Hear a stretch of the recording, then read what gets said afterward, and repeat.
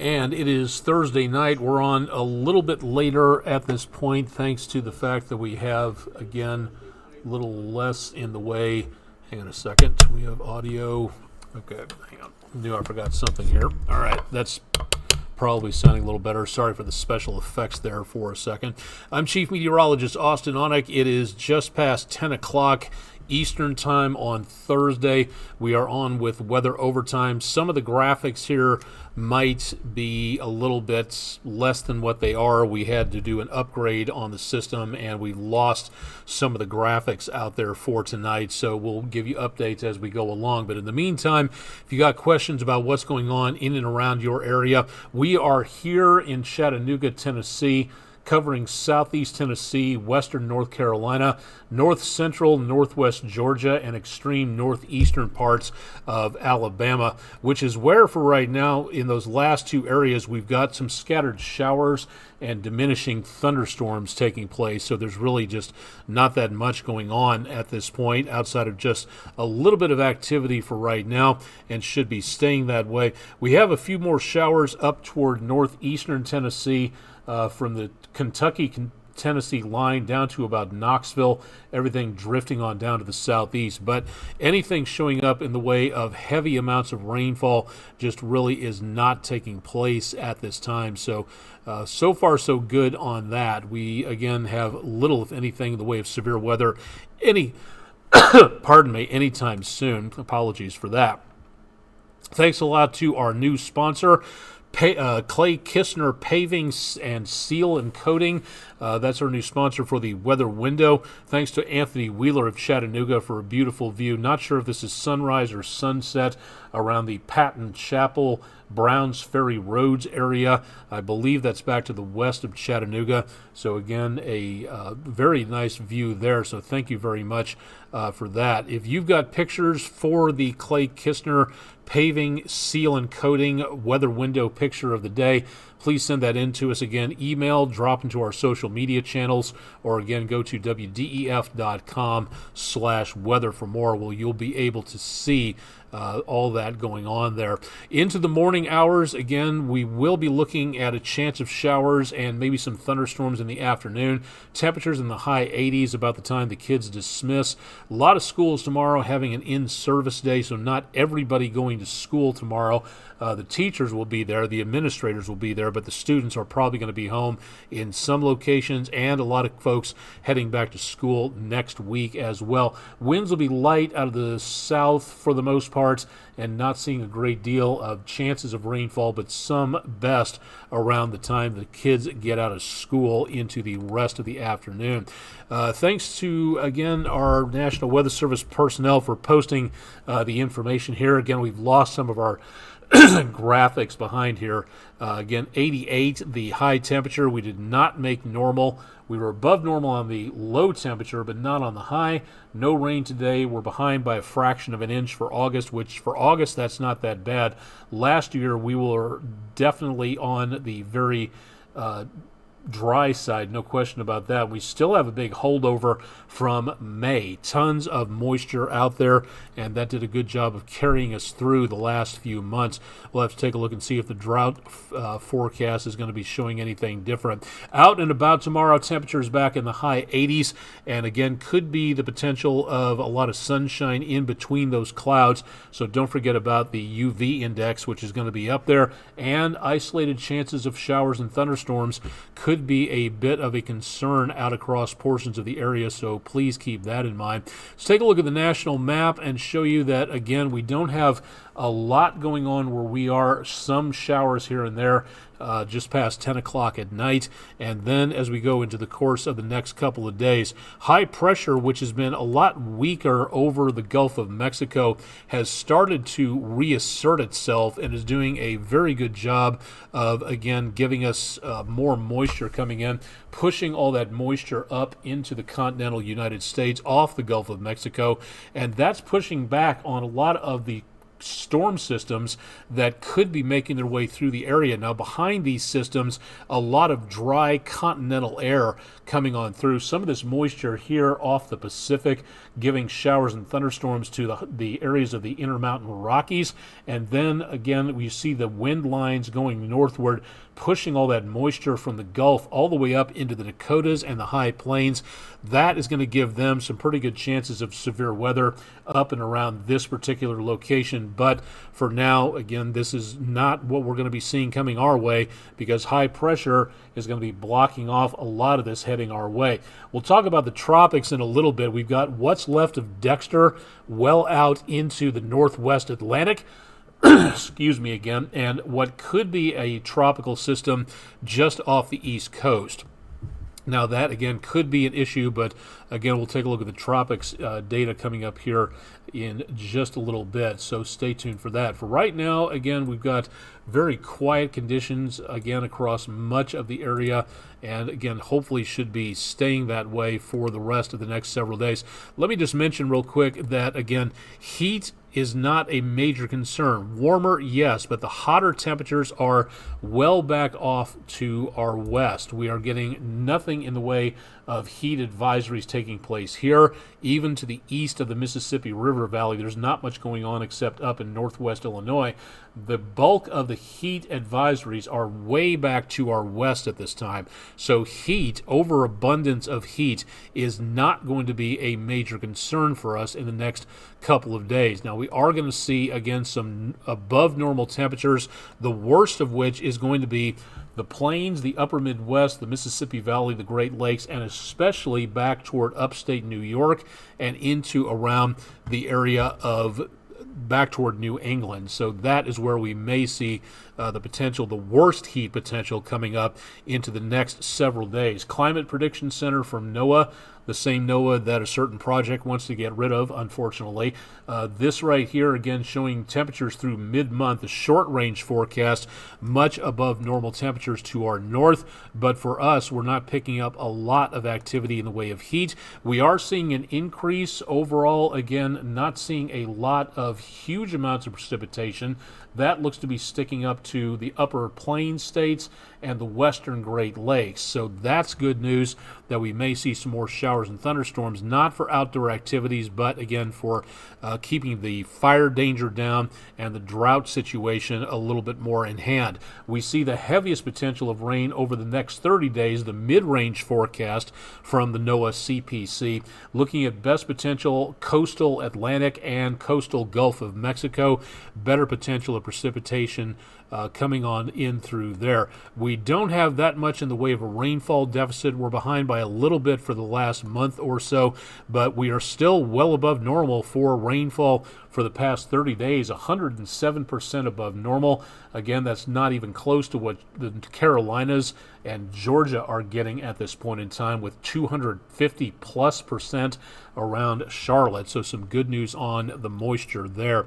Let's go ahead and take a look at our 7-day forecast and give you an idea as to what is going to be coming up here into this area. Island Cove Marina and Resort, Lake Chickamauga, looking back to the west, little sky shine showing up here. And again, all of our cameras available on the EPB Fiber Optics WeatherCam network if you'd like to see those for yourself on your computer system.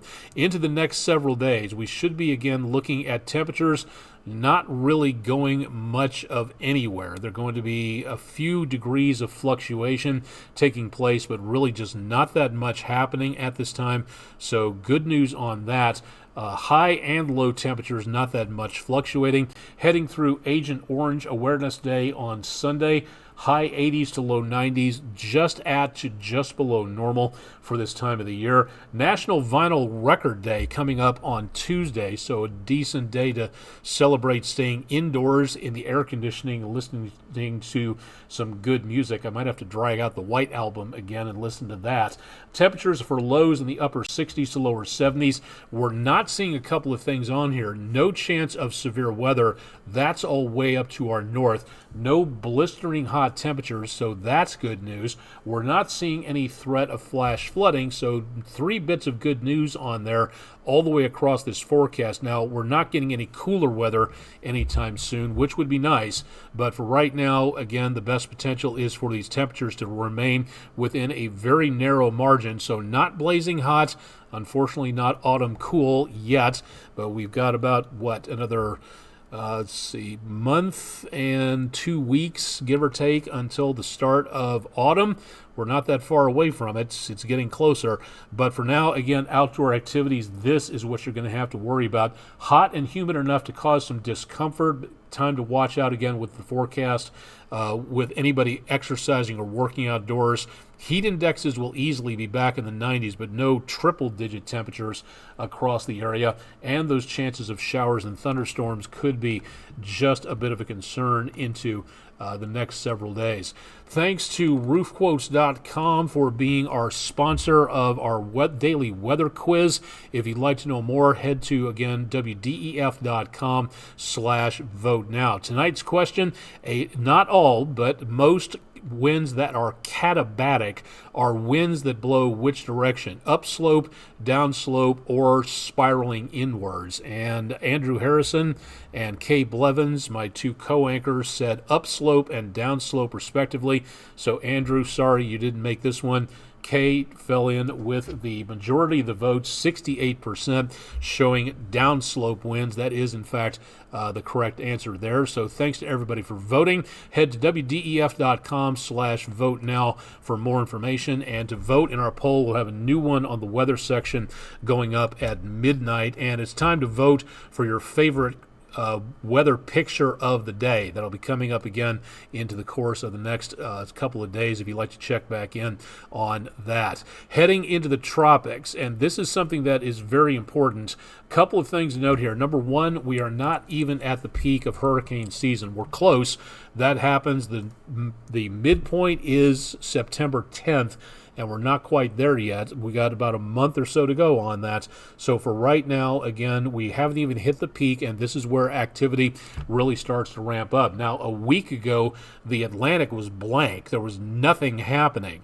And as of right now, we have Dexter, which is a shell of its former self, lopsided, moving up over the colder waters of the North Atlantic, and this is going what is called post-tropical. It's now out of the tropics, out of the mid-latitudes, heading up to the colder waters, so it's more than likely going to do a pretty good job of going from tropical storm status down to maybe just a depression by the time we hit this time tomorrow night.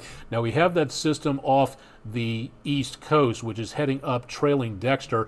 The neat thing about these storms is once they churn up the waters of the ocean, that takes the hot temperatures on the hotter level of the ocean surface and upwells a lot of cold water.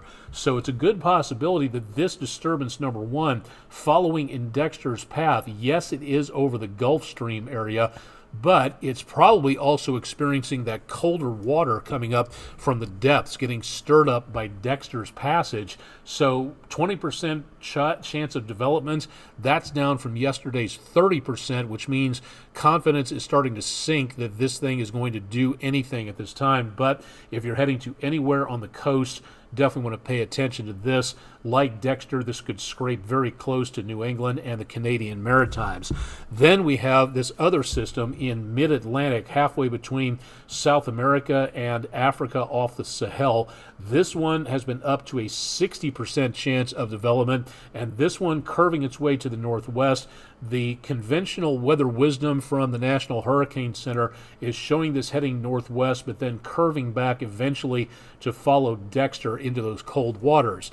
Here's the thing. If you're heading to anywhere along the coastline, Gulf, Caribbean, Bahamas, East Coast, New England, Canadian Maritimes, this is the time of the year you especially want to watch and be weather aware when it comes to tropical season. You don't want to be heading into an area where if a storm is heading up this direction, you're just going to have to turn right back around and evacuate out of. So getting a good idea about what's going on with the weather, that's going to help you to choose your vacation a little more carefully and to make absolutely certain you know what is going on where the weather is concerned. So please keep it tuned to News 12. We'll keep you advised on this, and then we'll also again give you an idea as to what's going on with the tropics. But this is a good indication that the Atlantic is starting to wake up. And remember that portions of the Atlantic, the Gulf Coast area, and the Caribbean are bathtub warm. Anything above 80 degrees in the ocean, on the ocean temperatures, in that first several feet, excuse me, of ocean water is exceptionally climate change driven warm, and that could cause anything that forms out here, depending on the conditions, to undergo what is called RI, or rapid intensification. That is again, these things can go from tropical storm to Category 5 hurricanes, as we saw, I believe it was Otis on the west coast of Mexico last year, 8 to 9 hours, tropical storm to Category 5 hurricane. That is explosive development, and that could happen with any of these storms at any time, given the right conditions. And that is why you need to be weather aware. So definitely want to stay tuned to see what is coming up in the near future, and pay attention to the forecast before you go any place in the course of the next several days. So again, please use caution and of course common sense out there.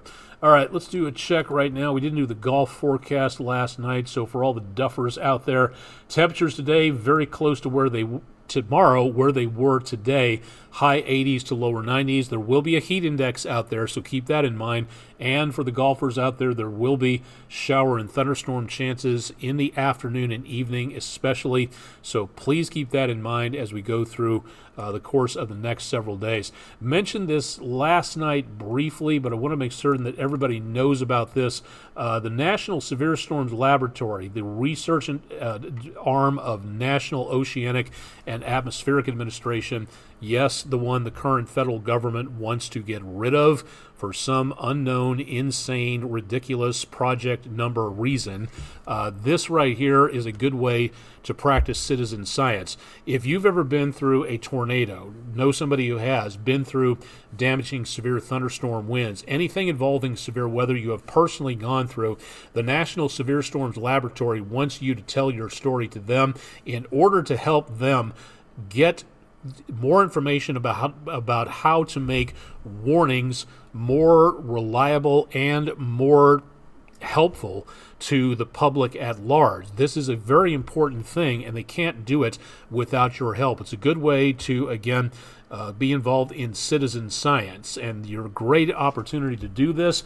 Take a survey at inside.nssl.noaa.gov tornado/-tails, or you can just go to our website, wdef.com/weather, if you would like to take part in this. This is really cool to be able to help make policy that might save lives down the line, and you can help do that by going to this website and participating in a citizen science related type situation. So please consider doing that. Likewise, this is the time of the year to get ready for severe weather when none is expected. If you don't have a weather radio, get one. If you do have one and don't have it programmed yet, they're not really radios per se anymore. They're like computers with radios attached to them.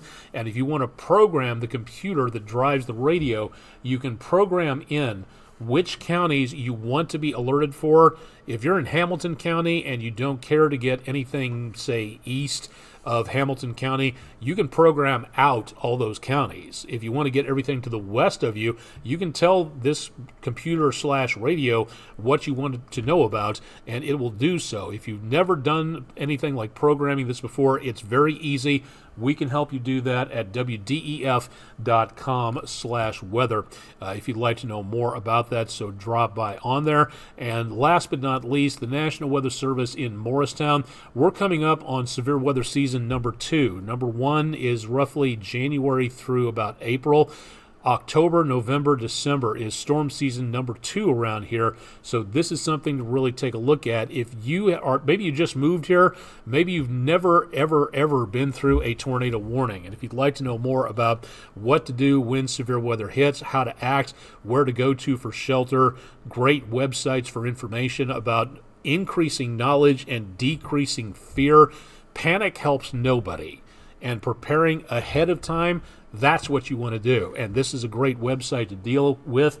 Go to weather.gov/MRX and find out more from the expert and meteorologist at the National Weather Service under the National Oceanic and Atmospheric Administration.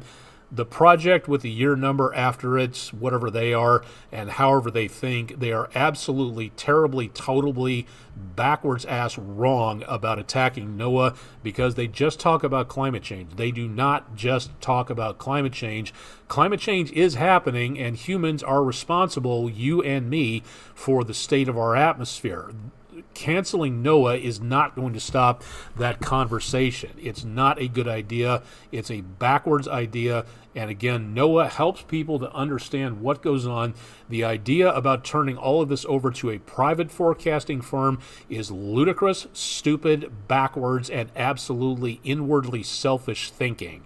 So keeping NOAA funded, fully staffed, and able to do its job, that's what helps to protect people, not only in the United States, but research from all these agencies can help people around the rest of the world. And if we want to be, again, America as number one, if we want to help out on stuff like that, we need to stop dealing with the Department of Government Efficiency, and we need to start looking at how well we do things, especially when it comes to weather and science and climate and things like that. And cutting the budget and the personnel of these offices is a sick, stupid, backwards thing to do. So this is something to really think about the next time you're in the ballot box about what our leaders are doing to make America less safe by cutting agencies like this. So please, again, make certain you are noting that the next time you set foot in a ballot box. Either way, if you know somebody who would like to know more about severe weather to help make certain they don't get too scared, this is where you want to go, and this is what you want to take a look at. So a great opportunity here for more information from NOAA, a great agency, and one of the best ideas the National Weather Service has indeed ever had. Let's see if our graphics are still in play here. They are not. Okay, well, have to reset the graphics, it looks like. Pardon for the great gray blank space, but this is the end of Weather Overtime. We're going to wrap things up and send it back to your regular Thursday night. We've gone about 22 minutes. That's not too bad for this evening. Thanks for watching. If you have any questions, again, lower section of the screen, Onek@WDEF.com. You can get the replay of this at WDEF.com/weather. And of course, if you have an idea, a story idea, if you've got anything you want to contact us about, you can find it out on the website. I'm on all these social media pages, Twitch and YouTube, and can as well in there. So if you'd like to know more, please contact me and find out more again at our website at WDEF.com/weather. I'm Chief Meteorologist Austen Onek. News 12's Chip Chapman will have your forecast bright and early on Friday morning, so stay tuned for more on that. Thanks for joining us for Thursday night for our exclusive video weather blog, Weather Overtime, and we'll talk to you again as we go through the next few days.